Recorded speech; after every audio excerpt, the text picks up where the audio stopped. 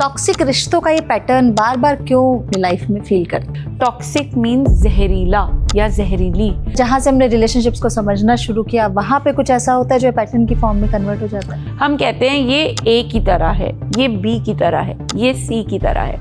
हम रिश्तों को मतलब से ढालकर अपने लिए आसानी करते हैं to be able to deal with them. हमारा चाइल्डहुड हमारी लव लाइफ या मैरिड लाइफ को कंट्रोल करता है। आप अपना पार्टनर बाय डिफॉल्ट चूज करते हैं। आजकल रेड फ्लैग्स ग्रीन फ्लैग्स बहुत हम बात करते हैं। अगर उसकी कोई जरूरत पूरी हो रही है जो उन रेड फ्लैग से बड़ी है तो वो रेड फ्लैग्स नहीं दिखते। तो जो हमारे इंडिया में कहते हैं कि रिश्ते निभाने के लिए होते हैं, क्या वो इन टॉक्सिक रिलेशनशिप के लूप को और स्ट्रॉन्ग कर रही हैं? भगवान जी ठीक करेंगे, बच्चे पैदा कर लो, आपका रिलेशनशिप ठीक हो जाएगा। बहुत स्ट्रांगली एक टॉक्सिसिटी का सबसे पावरफुल जो एक आउटकम है वो ये है, मैं अपने बच्चों के लिए यहाँ पर हूँ। जब हमें पता है कि हम एक टॉक्सिक रिलेशनशिप में, उससे बाहर निकलने का पहला प्रैक्टिकल स्टेप आपके हिसाब से क्या है? सारी गलती तो सामने वाले की है। हम बाउंड्रीज नहीं बना पाते, इसके लिए क्या स्टेप उठाएं? मुझे झूठ नहीं अच्छा लगता, मुझे इनकम अच्छी चाहिए, मुझे प्रॉब्लम है, मुझे ये चाहिए, मुझे वो चाहिए। कपल थेरेपी के लिए जाना इंपॉर्टेंट है। अब ये तो नहीं हो सकता कि बॉडी है तो बीमार ना हो। कभी आपने महसूस किया है कि आपकी लव स्टोरी बार बार एक ही स्क्रिप्ट फॉलो कर रही है?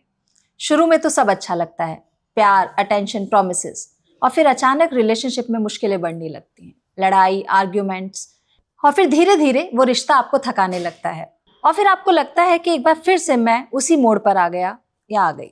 भारत जैसे देश में जहाँ अक्सर ये कहा जाता है कि रिश्ते निभाने पड़ते हैं, इन्हें तोड़ा नहीं जाता, तो क्या इस बात को सोचते सोचते हम अक्सर टॉक्सिसिटी को भी सहन करने लगते हैं? रिश्तों में इस टॉक्सिसिटी के लूप को हम अक्सर देखते हैं और आज इसी पर हम बात करना चाहते हैं कि रिश्तों की प्रॉब्लम है, सामने वाले की प्रॉब्लम है, या हमारी ही लाइफ का कोई पैटर्न जो बार बार हमें इस सिचुएशन में ले आता है। और इस पर बात करने के लिए आज मेरे साथ हैं करिश्मा मेहरा, जो साइकोलॉजिस्ट हैं और एक रिलेशनशिप एक्सपर्ट भी। करिश्मा, बहुत बहुत स्वागत है कनेक्टेड के प्लेटफॉर्म पे। So much. तो सबसे पहले तो यही, टॉक्सिक रिश्तों का ये पैटर्न बार बार क्यों अक्सर बहुत से लोग अपनी लाइफ में फील करते हैं?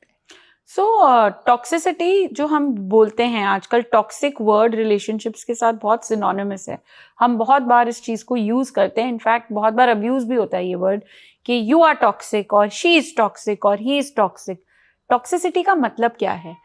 जब आपको कोई चीज़ बार बार एक रिश्ते में तकलीफ दे रही है, वो आपके लिए टॉक्सिक बन जाती है। टॉक्सिक मीन्स जहरीला या जहरीली।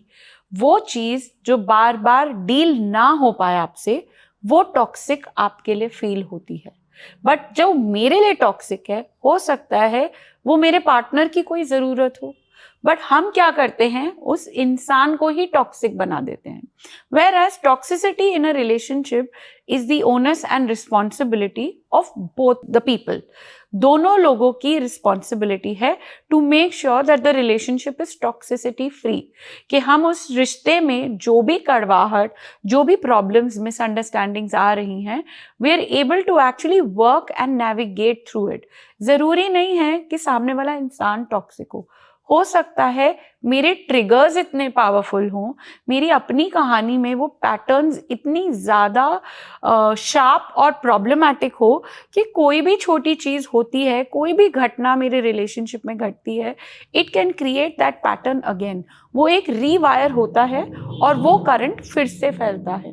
सो toxicity is never about a person. Toxicity is always about how I feel, how I react, how I get triggered, and how I feel I have come back to a pattern. आप pattern की बार बार बात कर रही हैं, तो ये क्या pattern है? क्या हमारे पास्ट में पेरेंट्स के साथ जो रिलेशनशिप थे, या हमने जो फील किया, या जहाँ से हमने रिलेशनशिप्स को समझना शुरू किया, वहाँ पे कुछ ऐसा होता है जो पैटर्न की फॉर्म में कन्वर्ट हो जाता है? So patterns when I'm talking about, they are definitely हमारे पास्ट से ही रिलेटेड होते हैं। हमारा बचपन और हमारे बच्चों के लिए हम उनका बचपन है। सो ट्रॉमास, ट्रिगर्स आते हैं बचपन के उन एक्सपीरियंसेस से जो हम पहली बार अपनी चाइल्डहुड में एक्सपीरियंस करते हैं। वहाँ से हमें समझ पड़ती है चीज़ों की, ये सही है, ये नहीं सही, ये मेरे को अच्छा लगा, ये नहीं अच्छा लगा, ये मुझे बुरा लगा, ये मेरे लिए डेंजरस था। वहाँ हमने एक पॉइंट स्टार्ट किया। उस पॉइंट से हम जब भी किसी नए इंसान को मिलते हैं, बहुत स्वाभाविक है, हम लोगों को उन पैटर्न्स में डालते हैं। हम कहते हैं ये ए की तरह है, ये बी की तरह है, ये सी की तरह है। And what we are trying to do is we are trying to meaning make. हम रिश्तों को मतलब से ढालकर अपने लिए आसानी करते हैं to be able to deal with them. क्योंकि रिश्ते समझने के लिए आपको पहले ये समझना है सामने वाला किस प्रकार का है। तो आप अपने लिए मेंटली ब्रॉड कैटेगरीज बनाते हो और उस हिसाब से आप लोगों को उन कैटेगरीज में डालते हो। जब आप लोगों को कैटेगरीज में डालते हो तो अब आप वो रिलेशनशिप्स को उन्हीं पैटर्न्स में चलाते हो। तो अगर मुझे लगता है कि मेरे फादर बहुत स्ट्रिक्ट थे और मुझे लगता है कि मेरा पार्टनर भी बहुत स्ट्रिक्ट है, तो मैं उसे उस कैटेगरी में डाल के I am going to be predicting those things. हमारा चाइल्डहुड हमारी लव लाइफ या मैरिड लाइफ को कंट्रोल करता है? एब्सोल्युटली, कंट्रोल भी नहीं करता, इम्पैक्ट करता है। There is a very famous saying by doctor Gabor Mate. He is a trauma expert and the father of trauma therapy.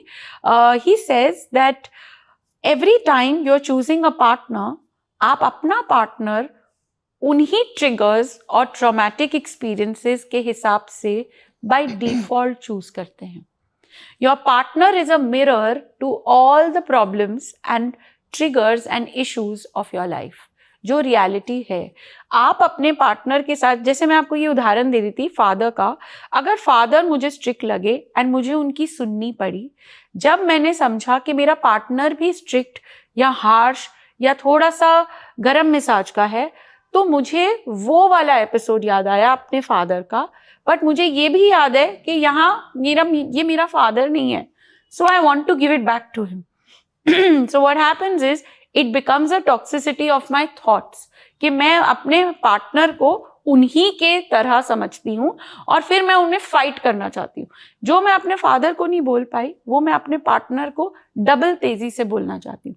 So you are creating a pattern of toxicity for yourself and the other person, not realizing, क्योंकि बहुत लोगों को ये actually realise ही नहीं होता हम कर क्या रहे हैं।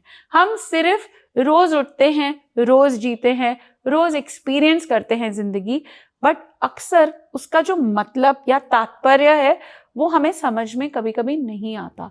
तब हम उसको एक कंपार्टमेंटलाइज करते हैं बोल के ये टॉक्सिक रिलेशनशिप है, ये इतना टॉक्सिक नहीं है। So when we are not able to make sense of what is happening, we term it broadly as toxicity. It may not be as toxic. Maybe हमें पता ही नहीं कि toxicity होती क्या है। बहुत लोगों को तो पता ही नहीं कि what kind of toxicity are we talking about. Toxicity वो होती है जहाँ एक औरत रोज मार खा रही है या अब्यूज का शिकार हो रही है या उसे रोज टॉर्चर किया जा रहा है या एक आदमी सफर कर रहा है क्योंकि वो इकोनॉमिकली किसी चीज को पूरा नहीं कर पा रहा और उसे लग रहा है कि उसे सुनाया जा रहा है। जब आप इन चीजों की बात करो, there may be toxicity we are talking about, but बहुत लोग इसे लूजली यूज कर रहे हैं। अगर रिलेशनशिप्स की बात करें तो आजकल रेड फ्लैग्स, ग्रीन फ्लैग्स बहुत हम बात करते हैं, लेकिन जनरली मैंने एक कॉन्सेप्ट रहता है या माइंडसेट रहता है जब लोग प्यार में होते हैं कि मैं उसे बदल दूंगा या बदल दूंगी, या सिमिलरली हम लोग कई बार इमोशनल डिपेंडेंसी या डिनायल में रहते हैं रिलेशनशिप में। तो क्या वो यही जो डिनायल्स हैं वो तो डेफिनेटली बहुत पावरफुल हैं और वो डिनायल्स भी इनएविटेबली हमारे ही होते हैं। I don't want to see the red flags that you are talking about, but हमें ये समझना है, फॉर एग्जाम्पल एक लड़की को लेके उसके पेरेंट्स आए एंड दे सेड कि they are disapproved of her partner क्योंकि वो बिल्कुल सही नहीं है उसके लिए। बट वो कहती है मुझे तो कोई रेड फ्लैग्स दिख ही नहीं रहे। क्यों है उसमें रेड फ्लैग्स? क्या रेड फ्लैग्स है और होते क्या है? इनकी लाइफ बहुत अच्छी है जो ये मेरी फैमिली और मेरी लाइफ के लिए मुझे रेड फ्लैग्स बता रहे हैं कि इससे ये मत करो, उससे वो मत करो। द प्रॉब्लम इज अगर उसकी कोई ज़रूरत पूरी हो रही है जो उन रेड फ्लैग से बड़ी है तो वो रेड फ्लैग्स नहीं दिखते, और दिखते भी हैं तो हम उन्हें दबा लेते हैं।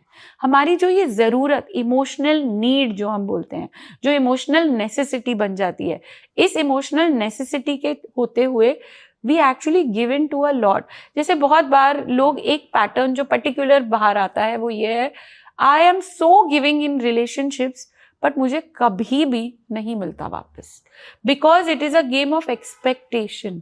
मैं ज़्यादा इसीलिए दे रही हूँ क्योंकि मुझे लगता है मैं दूंगी तो शायद मुझे कुछ रिटर्न में मिलेगा। We are talking about a cause and effect कि आप ये दो तो आपको मिलेगा, बट द रियलिटी इज कि मुझे रिटर्न में ज्यादा इंटरेस्ट है। I may be talking about giving, but I am more concerned about what I am getting. And जब वो नहीं मिलता तब डिसअपॉइंटमेंट आती है, तब ये डिनायल आता है आई एम नॉट वर्दी, मुझ में ही कोई कमी है, जो हर इंसान मेरे साथ ये करता है।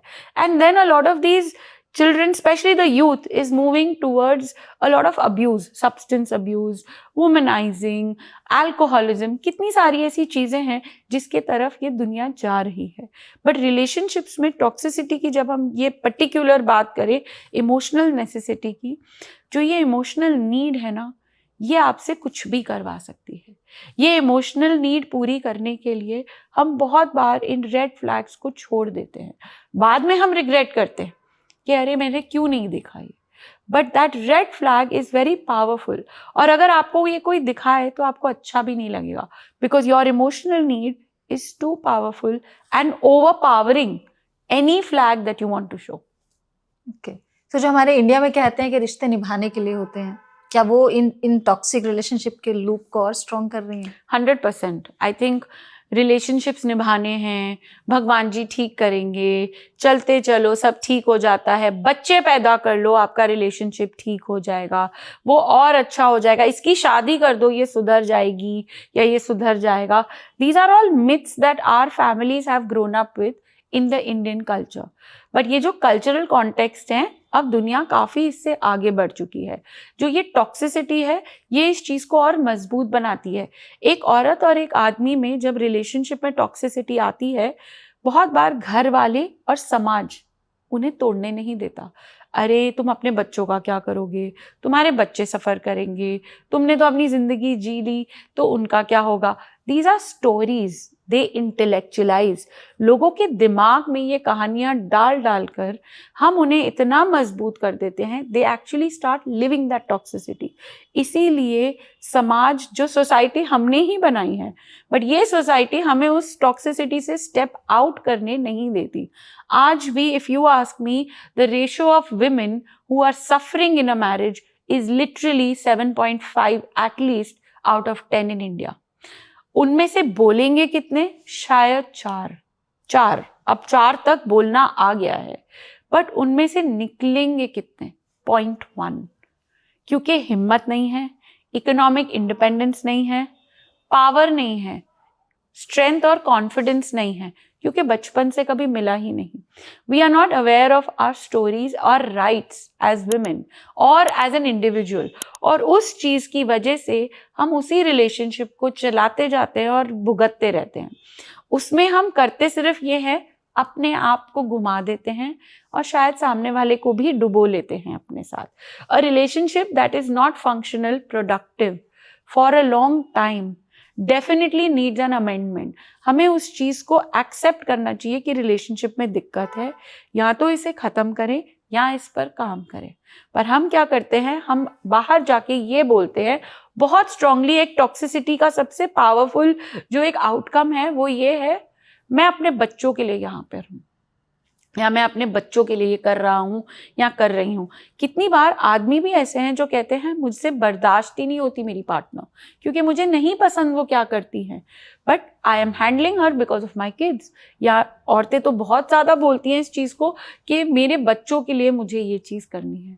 बट डू यू थिंक बच्चे ऐसे एनवायरनमेंट में, ऐसी टॉक्सिसिटी में जहाँ बात बात पर झड़प हो रही है, डू यू थिंक वो अच्छे एनवायरनमेंट में? I don't think so, because बच्चों में वो ट्रॉमा शुरू से है और बच्चे उस चीज को इतना ज्यादा ऑब्जर्व कर रहे हैं, यही उनका चाइल्डहुड एक्सपीरियंस उनको टॉक्सिक रूप में ले जाए। तो अब जब हमें पता है कि हम एक टॉक्सिक रिलेशनशिप में हैं, उससे बाहर निकलने का पहला प्रैक्टिकल स्टेप आपके हिसाब से क्या है? मे बी आपकी बात सुन के बहुत से लोगों को समझ में आ रहा है। I think the first step in a toxic relationship is acceptance and acknowledging कि हाँ, ये रिलेशनशिप ठीक नहीं है, और ये सिर्फ इसलिए ठीक नहीं है क्योंकि मेरे पार्टनर में प्रॉब्लम है।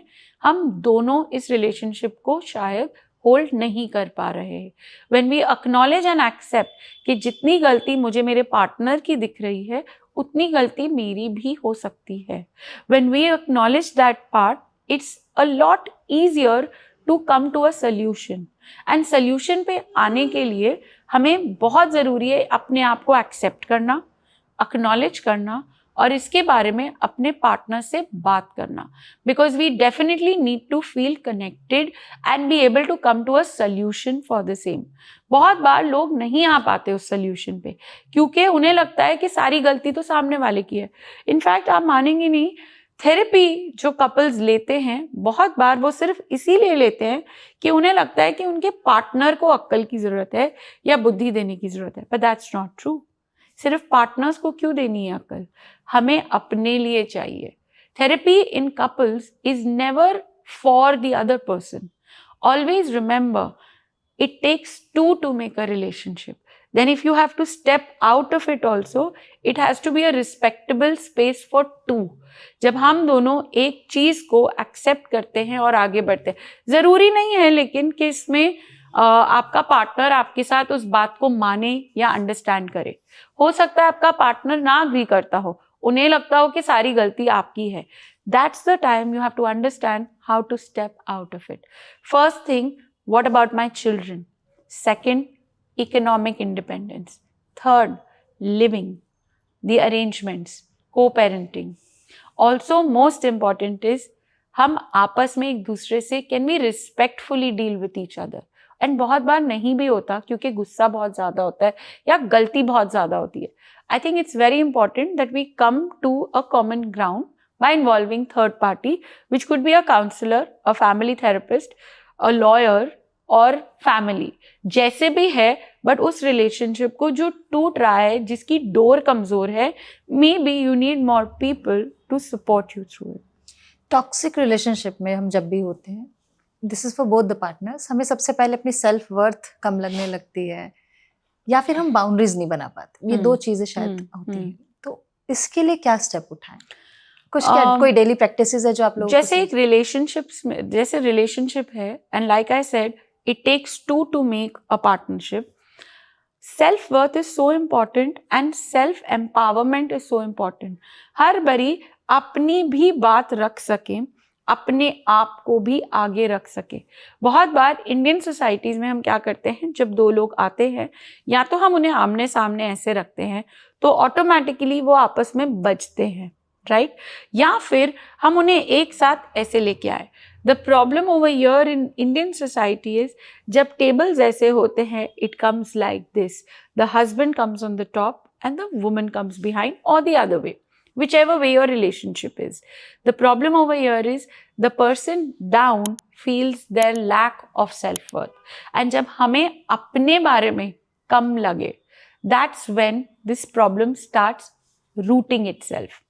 एंड जहां आपने कहा कि self worth is a bigger problem for any human being and definitely needs acknowledgement. और दूसरा आपने क्या कहा था? Boundaries. When we talk about boundaries in a relationship, the power of being able to say no, the power of being able to say this is what I am okay with, this is what I am not okay with. So a lot of times जैसे बच्चे आते हैं pre-marital counseling के लिए, so I always talk to them and I ask them 3 non-negotiables for you in a relationship and 3 negotiables. जो हम ये तीन चीजें बात करते हैं, होता क्या है, बहुत बार 3 नॉन नेगोशिएबल्स तो हमें पता है कि मुझे झूठ नहीं अच्छा लगता, मुझे इनकम अच्छी चाहिए, मुझे प्रॉब्लम है, मुझे ये चाहिए, मुझे वो चाहिए. और दूसरी साइड है जहाँ हम कहते हैं कि नेगोशिएबल तो मुझे पता ही नहीं. But actually negotiable is where can I adapt, what can I adjust to, what I am okay with. जैसे आई एम नॉट, आजकल लड़कियां कहती हैं नॉन नेगोशिएबल है, I want to live independently. I don't want to live with your family. Now, this is a non-negotiable for one person, respectful. But it may be negotiable for the other person. Or a non-negotiable that he wants to stay with his family.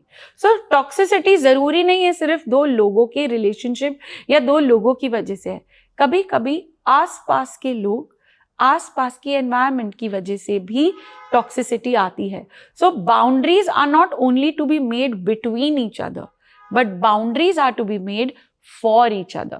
That means मैं अपने partner के बारे में किसी से भी कुछ नहीं सुनूं, मैं अपने पार्टनर और अपनी आइडेंटिटी को प्रोटेक्ट करके रखूं, इवन अपने बच्चों से। For example, sometimes children talk, they play. जब गैप आता है दो लोगों के बीच में, तो बच्चे सबसे पहले बीच में आते हैं and they start playing sides. वो आपको आपके पार्टनर की बातें और आपके पार्टनर को शायद आपकी बातें बताते हो, और अगर हम उस गेम में फंसते हैं, then that is toxic for the whole family. The most important thing that I always tell couples is, जो भी problems हो, solve it between you all. So the boundary has to be made around the two of you, कि कोई उस boundary को भी ना लांघ सके। पर हम क्या करते हैं, जरा सी प्रॉब्लम होती है, कोई ना कोई उन दोनों में से 100 लोगों से बात कर आएगा। अरे तुम्हें पता है ये हुआ, अरे मेरी वाइफ ऐसे कर रही है, अरे मेरा हस्बैंड ऐसे कर रहा है, या मेरी गर्लफ्रेंड ने ये किया। This is toxic. This pattern of going out and talking is toxic, because sometimes लोग आपको ऐसी व्यूज देते हैं which may or may not be as powerful as you're looking for. आप जा रहे हो सपोर्ट के लिए, बट लोग आपको दे रहे हैं गैप्स एंड डिस्टेंस। तो यहाँ पर शेयर करना तो इम्पोर्टेंट है, लेकिन किसी से भी नहीं, थेरेपी के लिए जाना, कपल थेरेपी के लिए जाना इम्पोर्टेंट है। आई थिंक थेरेपी के लिए जाने में, so in India specially, I think couples therapy और family therapy has really opened up, and लोग आना चाहते हैं, लोग बात करना चाहते हैं, and family sessions have actually turned out to be very beautiful, because we realise that as Indian families we want to connect with each other, but the problem over here is, Why do I have to restrict it to therapy? अगर आपको लगता है कि कुछ दिक्कत है या कुछ है, कोई एक मेंटोर है, कोई एक थर्ड पर्सन है who is neutral to both of you, आप उनसे भी बात कर सकते हो। बहुत बार हम क्या करते हैं, अपनी मदर्स, अपने पेरेंट्स, इसकी मदर, उसकी मदर, हम इधर उधर जाते हैं। एक बायस होता है वहाँ, वो बायस होता है उस रिलेशनशिप का। They will always speak from that side. अगर मेरी मदर के पास मैं जाऊंगी, she will always look at my interest first and the other persons interest secondary. जबकि अगर आप एक न्यूट्रल पर्सन के पास जाते हो जिसका कोई लेना देना नहीं है, they may be able to give you a more wise advice how to navigate through it. And I think as couples, as relationships, जैसे एक लाइफ लाइन होती है, आई थिंक एक रिलेशनशिप भी अप्स एंड डाउन्स होते ही होते हैं। द प्रॉब्लम इज, हम कितनी देर एक दूसरे का साथ पकड़ सके और उस टॉक्सिसिटी को बाहर कर सके।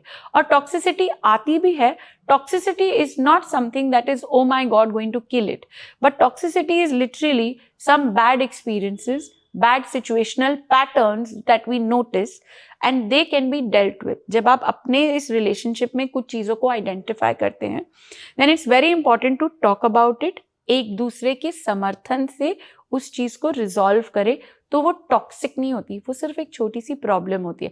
It's literally like you having an infection.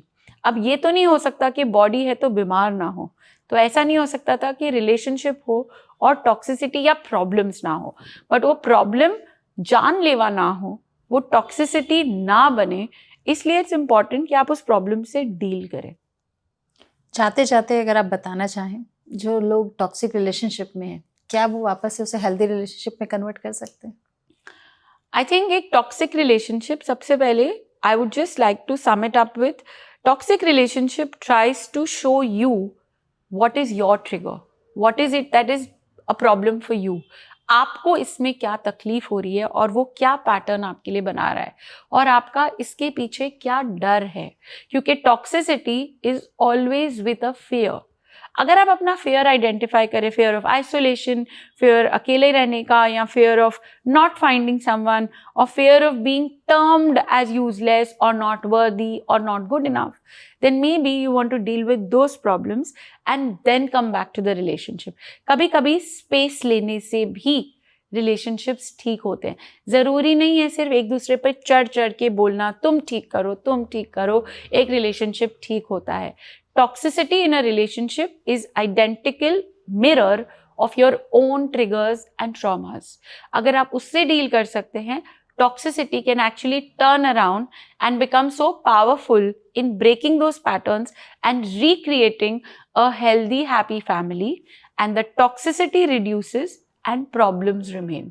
And when you have problems in a relationship, it literally means a healthy body where you keep falling ill, but that's a part of growing up. Immunity भी तब बढ़ती है जब problem से deal करते हैं. उसी तरह से रिलेशनशिप भी तभी मजबूत होता है जब आप उस प्रॉब्लम से डील करके, सिचुएशन से डील करके अपनी लाइफ को वापस लाते हैं. अगर आप भी इस टॉक्सिक रिलेशनशिप के लूप में फंसे हैं तो याद रखिए कि पहला कदम किसी पे ब्लेम करना या उस रिश्ते से बाहर निकलना नहीं है. खुद को समझना, इस टॉक्सिक पैटर्न को समझना और उस पर काम करना है. और समझने के बाद सही हेल्प के पास जाना. बाउंड्रीज बनाना सेल्फिश नहीं होता, इनफैक्ट ये सेल्फ रिस्पेक्ट है. और जिस दिन आप खुद को समझ जाएंगे आप उन रिश्तों को भी बेहतर कर पाएंगे. Thank you so much Karishma. Thank you so much. And I definitely think that every relationship deserves a chance to be healed. And every relationship deserves a chance to be empowered and enriched.